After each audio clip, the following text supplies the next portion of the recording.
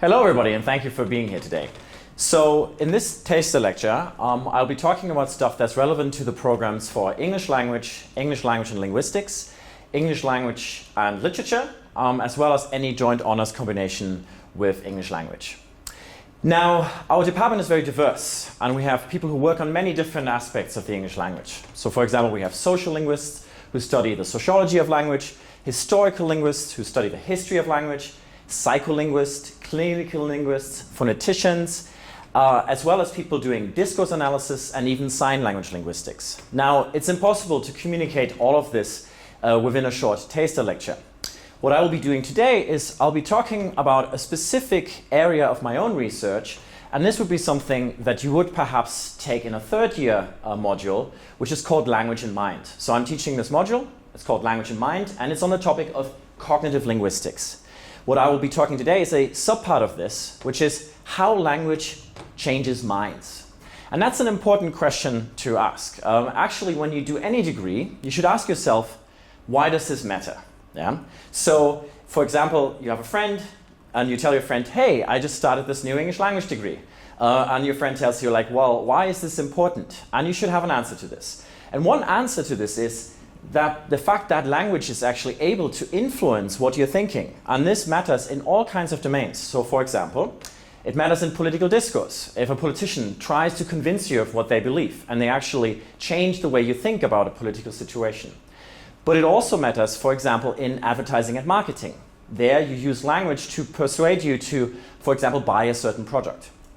So here, for example, I have a picture of Obama, and you can see he's using his hands as well as his speech, every means that he can use to communicate to you what he thinks, and he tries to persuade you of what he's thinking.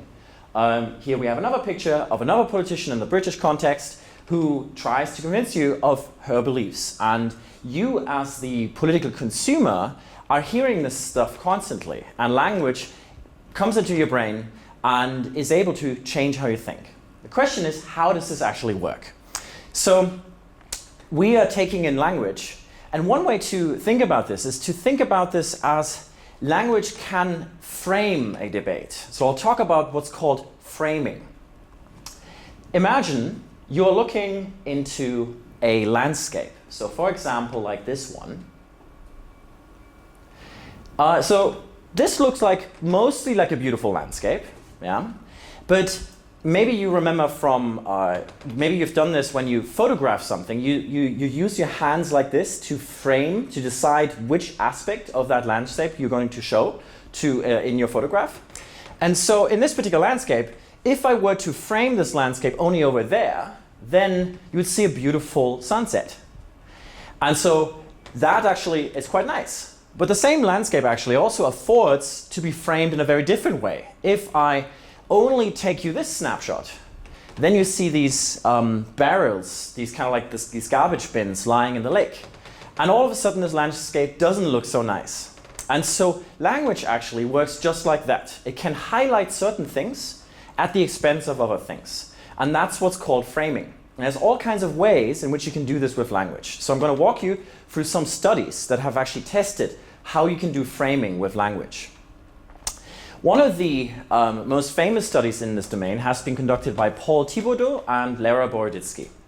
And so this is an experimental study. A lot of people in our department actually do experiments like this, but we don't exclusively do experiments. We also do things like discourse analysis. But in this particular experiment, people were given a text of a fictive city. So this city, Addison, doesn't actually exist, but imagine you're the participant and you're reading this text about this imaginary city. And the text says, crime is a wild beast preying on the city of Addison. In fact, these days it seems that crime is lurking in every neighborhood. Now, if you pay close attention to the language, you might notice that actually there's a bunch of metaphors hidden in there. In particular, crime is described as a wild beast that is preying on the city. And that's metaphorical because, of course, crime cannot actually be a wild beast. So we're thinking about crime, which is a rather abstract idea, in terms of this concrete physical idea of a beast somehow lurking through the city. So Participants read this text. Another group of participants read a slightly different text. So I'm going to put it up on here. In this text, crime was described as a virus infecting the city of Addison and then plaguing every neighborhood. And so these are actually two different frames, two different metaphorical frames. Wild beast is one way of conceptualizing crime, and virus is a completely different way of thinking about crime. Now the question is, does this matter? Does this actually affect how you think about crime in this situation? And so these researchers asked participants to just write down what they think the city of Addison should do to solve its crime problem. Yeah? And then they annotated or classified these responses for whether they recommended law enforcement, to increase law enforcement, so for example more police on the street, or whether the participants recommended more social measures, things like increasing social welfare, education, and so on. So those participants in this study who read the virus story had a slight bias to recommend more law enforcement. But there were also quite a lot of people who recommended social measures. Now the key thing that happened is that if you read the beast story, all of a sudden there were many, many more people who recommended law enforcement. Yeah? This seems to come from the idea that, well, this is this concrete beast, and how do you fight a beast? Well, you put people on the streets to fight the beast. What's really compelling about this study is that actually just changing the word beast and virus, so these two different metaphors, that actually makes you recommend different political practices. And that has a huge effect, of course, in real political discourse. For example, if you were a politician who wanted to persuade your voters, for example, that law enforcement is the right thing to do, then you should talk about crime as a beast. And if you actually think social measures are better, you should perhaps use the virus frame, or perhaps not talk about crime as any of these, because even virus is a little bit biased towards law enforcement. So that's one example how a small change in words can actually change the way you think about a situation. Now, this was with metaphor, but you can actually also frame with grammar. Grammar is a way of highlighting certain things and hiding other things, or focusing on certain things. So Caitlin Forsey and Teenie Matlock actually conducted a study in which they described a fictive senator. This is done in the context of US politics. They described a fictive senator, and the critical sentence in there was either he was taking hush money, or he took hush money. So notice the difference between these two. He was taking hush money uses the past progressive, and he took hush money uses the simple past. Now, linguists talk about this distinction as a grammatical aspect. So this is kind of like tense. Tense locates you in time, so for example, future tense in the future and past tense in the past. An aspect changes the way you conceptualize a temporal event. So for example, how it unfolds in time.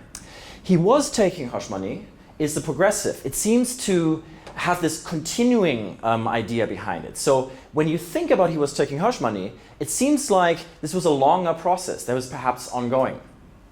He took hush money is something that seems much more complete. It's almost like viewing a scene that has already been finished.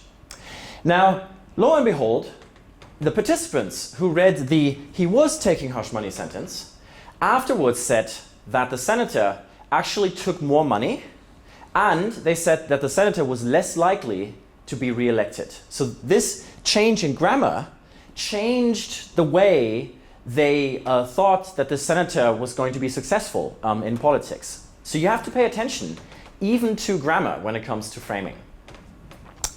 Now, another example of framing was recently happened on Twitter. So this is not actually based on research, but this is something that people have discussed in the linguistics community.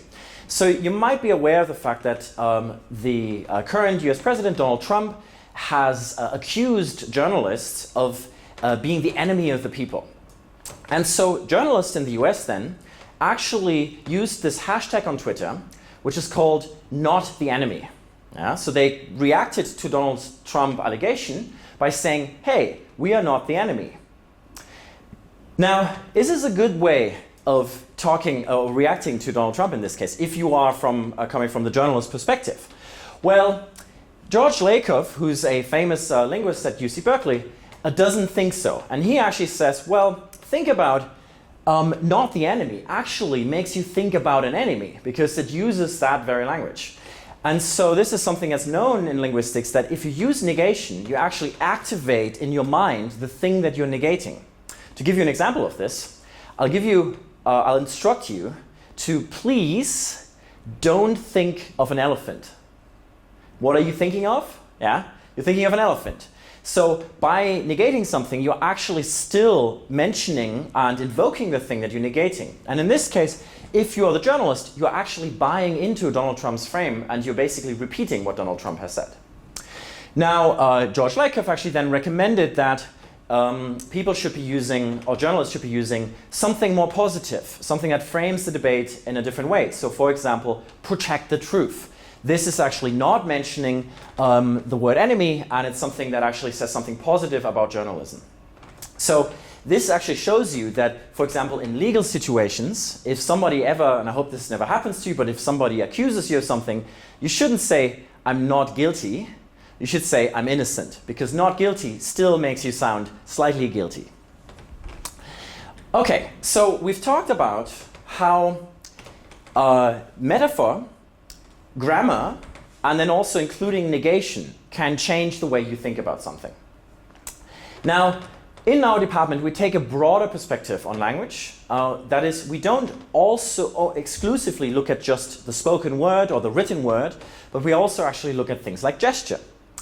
And there's a famous study that I'll actually try to do with you, which has shown that depending on which gestures you use, you can think very differently about things like temporal events. So in this study, I'm going to ask you a question, but the important thing is that you actually look at me while I ask this question. So my question is, next Wednesday's meeting has been moved forward 2 days. What day of the week is the meeting now that it has been rescheduled? Okay, I'll let you think for a second. Okay, so who thinks it is Monday? Please raise your hands. Yeah, so that's about 2/3 of the room, okay. Who thinks it is Friday? Yes, a few hesitant people, okay. So we have mostly people who say Monday and a few people who say Friday. Actually, this question is ambiguous, which means that both Monday and Friday are possible responses. The weird thing is that if you have in your mind that the response must be Monday, you don't trust the Friday people in the room. And if you think it's Friday, you think the Monday people are crazy, because why could you be thinking this is Monday? But people have found that actually, if you don't do a gesture, people are about 50-50 with respect to saying Monday or Friday. Now, crucially, you might have noticed that I did this gesture. And so that actually makes it much more likely that you say Monday. If I do this gesture, it makes it much more likely that you say Friday. And I've done this again and again in classrooms, and it always works. So why is this? Why can just this movement towards me make you say Monday, and this movement away from me say Friday? So the reason is that in English we have what are called moving time metaphors. This is something that linguists have identified and have known for a long time. So for example, you say things like Christmas is coming, and that's actually metaphorical. It doesn't seem particularly metaphorical, but it's actually describing time in terms of something much more concrete, in terms of spatial movement. And in that sense, it's a metaphor, because Christmas cannot literally be coming towards us. And in this particular case, you are actually, behind an expression like this is a certain way of thinking about time. Namely, you are positioned on a timeline, and the time event is sometime in the future and is approaching you. And so that's why it's called a moving time metaphor, because the temporal event is getting in your direction, but you are kind of stably sitting on the timeline. Now, there's an alternative way of talking about time, which is embodied in expressions like, we are approaching Christmas. Notice that this is a very different way of talking about time, because now you're talking about somebody actually moving through time towards a temporal event. And so in this case, linguists would describe this as a moving ego metaphor, because the ego is what's moving forward in time. And the idea then is that because we have these two conceptual frames, these two ways of thinking about metaphor, or about time, namely as either moving through time forwards or having the time event come towards us, the gesture then can push you towards thinking for one of these two options, the moving ego or the moving time metaphor. So if I say this, you're thinking of yourself as moving forward in time, and then Friday is more likely, because it's ahead of Wednesday. Or if I do this gesture, then you're more likely to say Monday. And I think that's really surprising, isn't it? Because something as abstract as time can actually be swayed by the gestures that you use while you're speaking. Now, I'm actually going to show you a quick video. This is actually data that is collected by an ongoing study that a student of mine is currently running, and this gives you an impression of the types of things that people, our students, the type of research that our students might do in one of our classes. And what you're going to be seeing is these types of gestures that have a metaphorical feel to them. In this particular case, we're going to look at a bunch of different cases from the TV news where somebody is saying a tiny number and produces a pinching gesture. So I'm going to start this video. A tiny number. Tiny number. Tiny numbers. Tiny number. Tiny number. A tiny number. Tiny number. Tiny number. Tiny number. Tiny number. Tiny number. Tiny number of tiny number. Tiny numbers. Very, very small tiny number. a tiny, tiny number. A tiny number of. A tiny number of. The tiny number of. Tiny number of. A very tiny number. A tiny number of. Tiny numbers. Tiny number. Tiny numbers. A tiny, tiny number. Tiny number. Tiny number. So what you actually just saw in this video was 3 years of American television of just the phrase tiny number. We actually have every instance of somebody saying tiny number for that time period and somebody producing this gesture. And it turns out that actually when somebody says tiny number and they produce a gesture, 2/3 of the cases are with this pinching gesture. So what this shows is that gesture is this really important thing that happens while we talk, for example, about abstract numerical quantities. And then in subsequent research, we have shown that these gestures actually matter. So for example, if I say a tiny number of people showed up to an event with this pinching gesture, and I then ask you how many people showed up to the event, and you're guessing, you're going to guess a smaller number if I do this gesture than if I have an open hand. And so actually, this shows you how the gesture can influence the number that is in your mind. And there's another way in which you can shape minds with language. Now, all of the examples that I have discussed so far, they mostly relate to, or one of the primary domains of application that I've discussed, or how this research is relevant, is politics.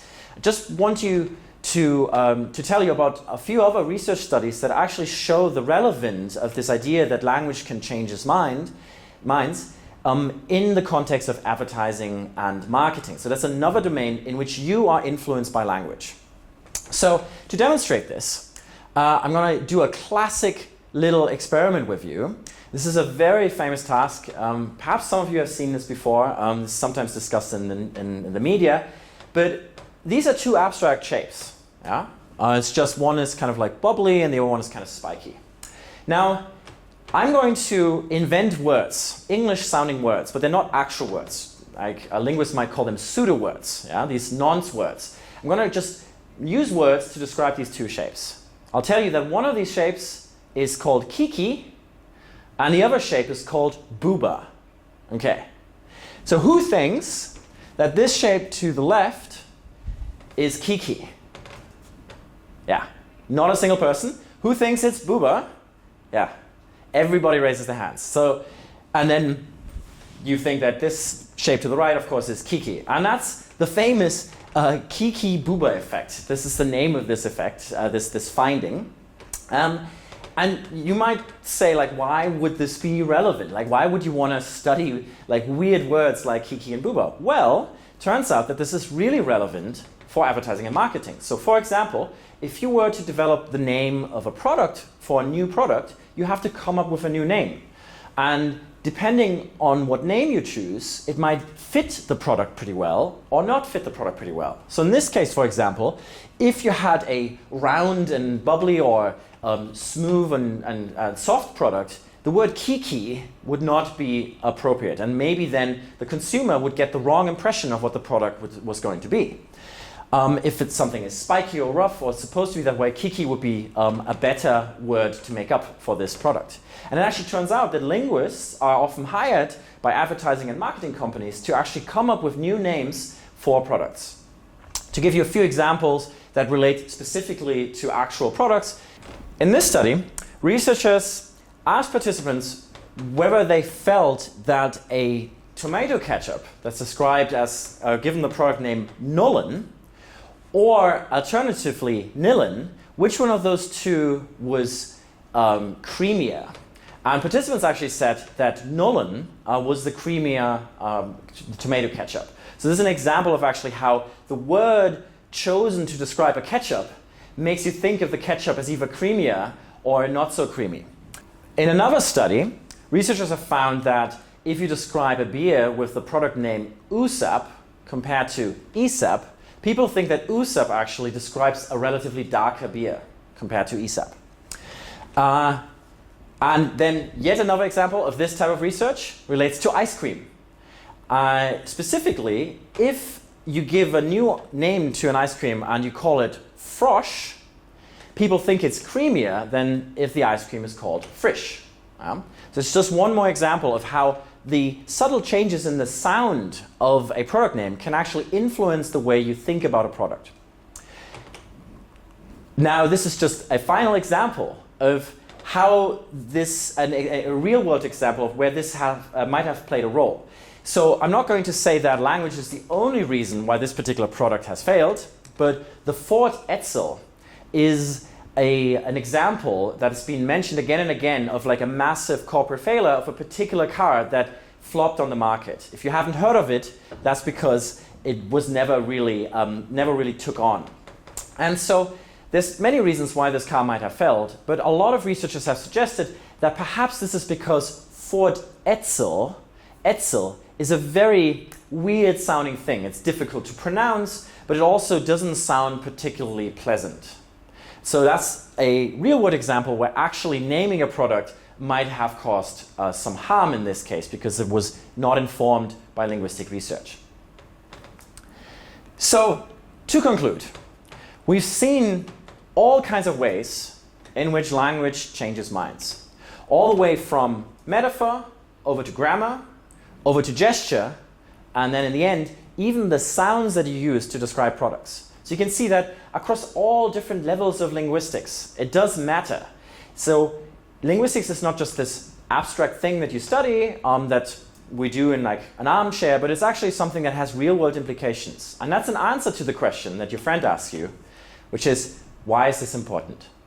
And what you have just seen is an example lecture of something that you would have seen in one of my lectures in Language and the Mind. So these are the types of things that we discuss among the many other things that our department has to offer.